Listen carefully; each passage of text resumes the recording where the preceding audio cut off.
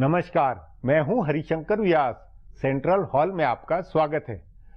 पता नहीं ऐसा क्यों है कि संघ परिवार के घोर विरोधी हो या संघ के काठी समर्थक सभी मानव संसाधन मंत्रालय से स्मृति ईरानी के हटने से खुश है। उनकी जगह प्रकाश जावड़ेकर को मानव संसाधन मंत्री बनाए जाने का चौतरफा स्वागत है। परस्पर दो विरोधी खेमों में यह उम्मीद जताई गई है कि मंत्रालय वापस ढर्रे पर लौटेगा। इसका अर्थ है कि पूरे देश में धारणा बन गई थी कि स्मृति ईरानी से शिक्षा व्यवस्था का ताना बाना बिगड़ा। वे मानव संसाधन और शिक्षा की अहमियत के अनुकूल नहीं थी। प्रधानमंत्री नरेंद्र मोदी ने गलत प्रयोग किया। शिक्षा का भगवाकरण चाहने वाले और उसके विरोधी दोनों ऐसे ही सोचते हैं। उस नाते कह सकते हैं कि शिक्षा के क्षेत्र में मोदी सरकार के 2.5 साल जाया हुए। बतौर मानव संसाधन मंत्री स्मृति ईरानी की उपलब्धि यदि कोई है तो फिजूल के विवाद है। इसलिए यह कहा सही है कि स्मृति ईरानी अपने पीछे अद्भुत स्मृति छोड़ गई है। उनके जैसा मानव संसाधन मंत्री न पहले कभी आया और न कभी आने का। उन्होंने शिक्षा के क्षेत्र में कौन कौन से अच्छे काम किए हैं, इसे खोजने के लिए खुर्दबीन लगानी होगी। संदेह नहीं कि नए मंत्री प्रकाश जावड़ेकर के लिए कई चुनौतियां हैं। उनको लेकर दोनों तरफ ये राय है कि वे समझदारी और कर्मठता से ठोस काम करेंगे। भाजपा और संघ परिवार में आशा है कि अब उनके एजेंडे के अनुसार शिक्षा सुधार होंगे। सुधार को लेकर सुझाव और रिपोर्ट कई है। कई मायनों में मानव संसाधन मंत्रालय बौद्धिकता और वैचारिक बुनावट की बुनियाद बनाने वाली बेसिक इकाई है। स्कूल, कॉलेज, विश्वविद्यालय में नई पीढ़ी को आप जैसी शिक्षा और विचार देंगे, वैसा भारत का आइडिया ऑफ इंडिया बनेगा। भारत की आजादी के बाद नेहरूवादियों, वामपंथियों ने अपना जो आइडिया ऑफ इंडिया सोचा, उसी अनुसार शिक्षा का ढांचा बना, कोर्स और किताबें बनी। उसे बदलने और अपने आइडिया में शिक्षा को ढालने का एजेंडा भाजपा का रहा है। तभी नए मानव संसाधन मंत्री से संघ परिवार में उम्मीदें बहुत है। आज इस पर चर्चा है, मगर उससे पहले गपशप और खास सुर्खियां। शुरुआत सियासी गपशप से करते हैं।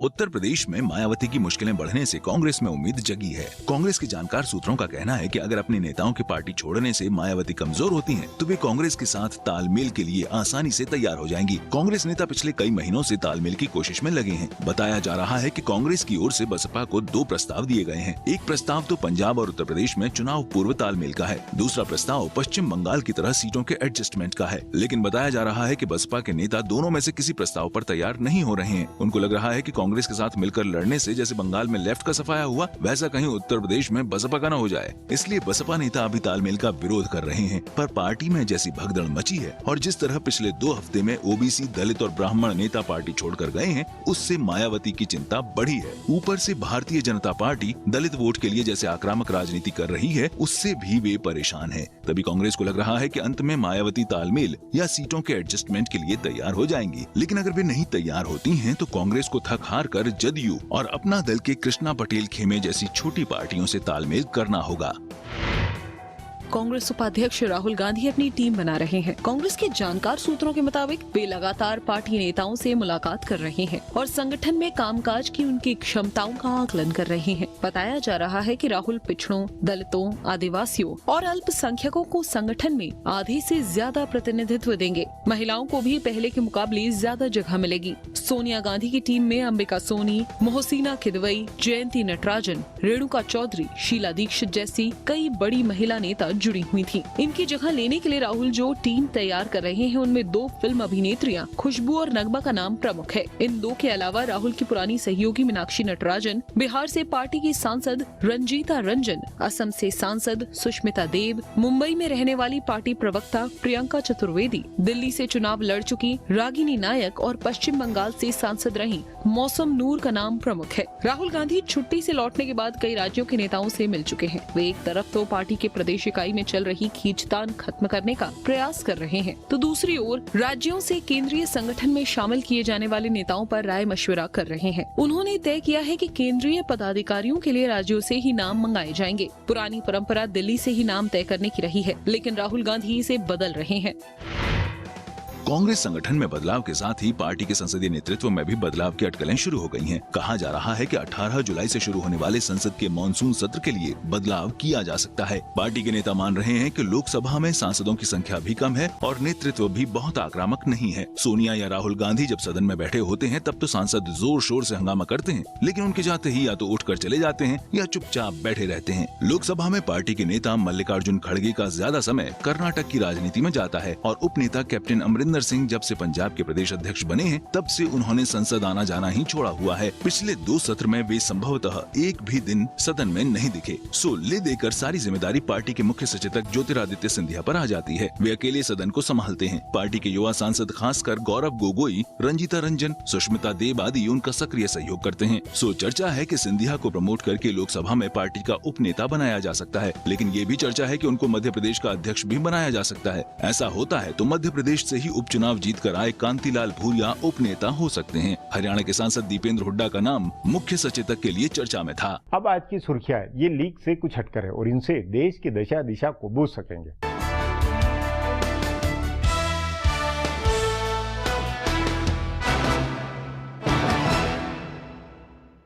जम्मू कश्मीर के हालात पर प्रधानमंत्री नरेंद्र मोदी ने आज एक उच्च स्तरीय बैठक की। उन्होंने अपनी पार्टी के शीर्ष मंत्रियों और राष्ट्रीय सुरक्षा सलाहकार सहित गृह मंत्रालय व खुफिया एजेंसियों के प्रमुखों के साथ बैठक की। करीब 2 घंटे तक चली इस समीक्षा बैठक में प्रधानमंत्री ने राज्य सरकार को हर तरह की मदद देने का भरोसा जताया। साथ ही उन्होंने ये भी कहा कि किसी बेगुनाह आदमी के साथ ज्यादती नहीं होनी चाहिए। प्रधानमंत्री मोदी ने कश्मीर के लोगों से शांति की अपील भी की। बैठक में गृह मंत्री राजनाथ सिंह, वित्त मंत्री अरुण जेटली, विदेश मंत्री सुषमा स्वराज, रक्षा मंत्री मनोहर पर्रिकर, प्रधानमंत्री कार्यालय में राज्य मंत्री जितेंद्र सिंह, राष्ट्रीय सुरक्षा सलाहकार अजीत डोवाल, विदेश सचिव एस जयशंकर आदि ने हिस्सा लिया। प्रधानमंत्री ने 4 देशों की अफ्रीका यात्रा से लौटने के कुछ ही देर बाद ये बैठक की।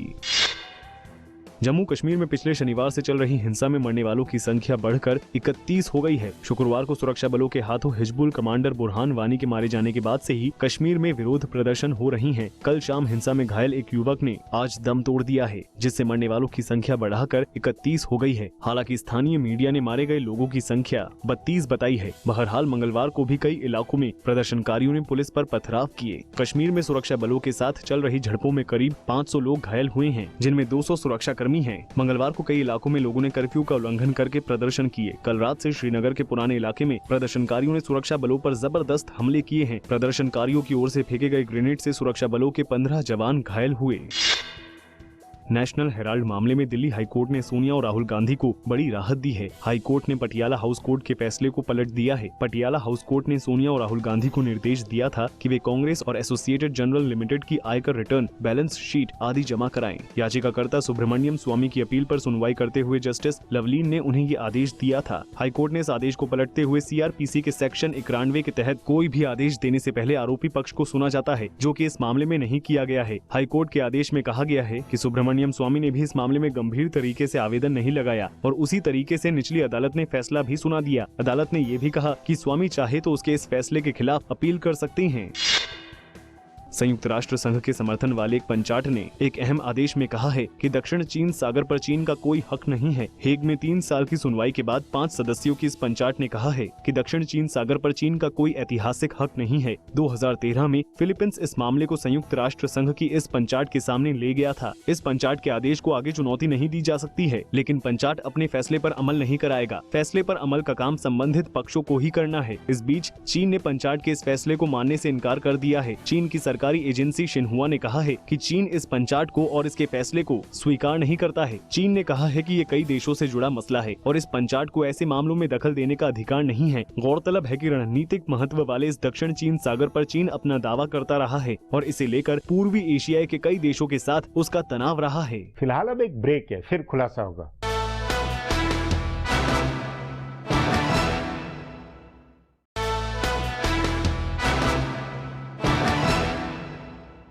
प्रधानमंत्री नरेंद्र मोदी हो या भाजपा अध्यक्ष अमित शाह, सभी आरएसएस की शिक्षा दीक्षा में रचे बसे हैं। उस नाते भारत की शिक्षा और उसके ताने बाने को लेकर उनकी अपनी अलग सोच है। उसमें स्मृति ईरानी से कैसे काम करा सकते हैं कि सोची गई, यह पहली है, मगर प्रकाश जावड़ेकर से ये निश्चित ही बुनियादी फेरबदल की उम्मीद करेंगे। इस पर आगे चर्चा करें उससे पहले देखें मेरा ये खुलासा।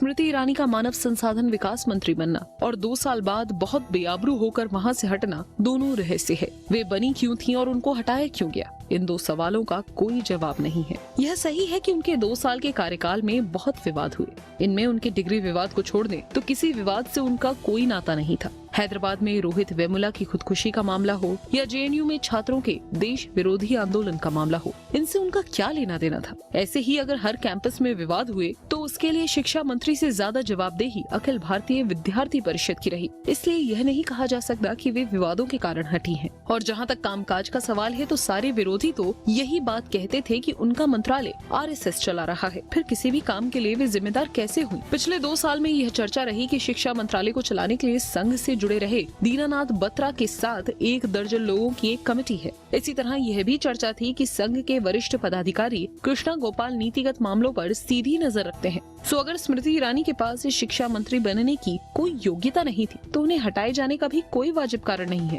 फिर भी वे हट गयी और उनकी जगह प्रकाश जावड़ेकर नए शिक्षा मंत्री बन गए हैं और हर आदमी को उनसे बड़ी उम्मीदें हैं। लेकिन सवाल है कि वे क्या करेंगे। सरकार ने नई शिक्षा नीति बनाने के लिए जो कमेटी बनाई थी उसने अपनी रिपोर्ट दे दी है। टीएसआर सुब्रमण्यम की अध्यक्षता वाली कमेटी में संघ से जुड़े कई लोग थे तो कई शिक्षाविद भी थे। सो अब रिपोर्ट को सार्वजनिक करने और उसे लागू करने का समय है। इसमें भी केंद्रीय शिक्षा मंत्रालय को कुछ करना नहीं है। चूंकि शिक्षा राज्य का विषय है इसलिए सभी राज्य अपना फैसला खुद करेंगे। राज्य अपने हिसाब से फैसले कर भी रहे हैं। राजस्थान से लेकर त्रिपुरा तक राज्य सरकारें पाठ्य पुस्तकों में बदलाव कर रही हैं। कहीं आजादी की लड़ाई का अध्याय किताब से निकाला जा रहा है तो कहीं जवाहरलाल नेहरू किताबों से हटाए जा रहे हैं तो कहीं हिंदूवादी धारा के स्वतंत्र सेनानियों की जीवनी किताब में शामिल की जा रही है। और इन सब कामों में केंद्र सरकार के शिक्षा मंत्रालय का कोई योगदान नहीं है। संघ के स्कूलों के शिक्षकों को सरकारी स्कूलों में लिए जाने की चर्चा है तो यह काम भी राज्यों की सरकारें ही कर रही हैं। एनसीईआरटी की किताबें जरूर केंद्र सरकार बदल सकती है लेकिन वह सतत चलने वाली प्रक्रिया है।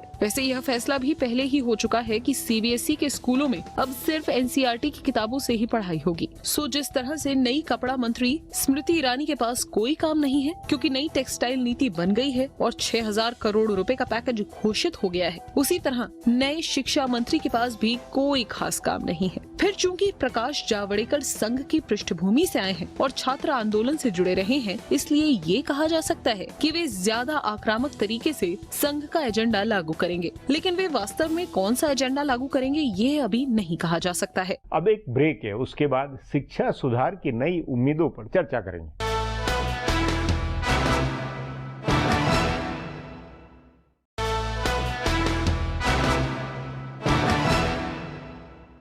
केंद्र सरकार अलीगढ़ मुस्लिम विश्वविद्यालय का चरित्र बदलने वाली है। नई शिक्षा नीति को लेकर बनी कमेटी की रिपोर्ट आई हुई है। उस नाते नए मानव संसाधन मंत्री प्रकाश जावड़ेकर को विवाद और जमेलों का तुरंत सामना करना है। मोटे तौर पर शिक्षा में बुनियादी सुधार की कई बातें पेंडिंग है। इस पर चर्चा के लिए आज मेरे साथ वरिष्ठ पत्रकार डॉक्टर वेद प्रताप वैदिक है।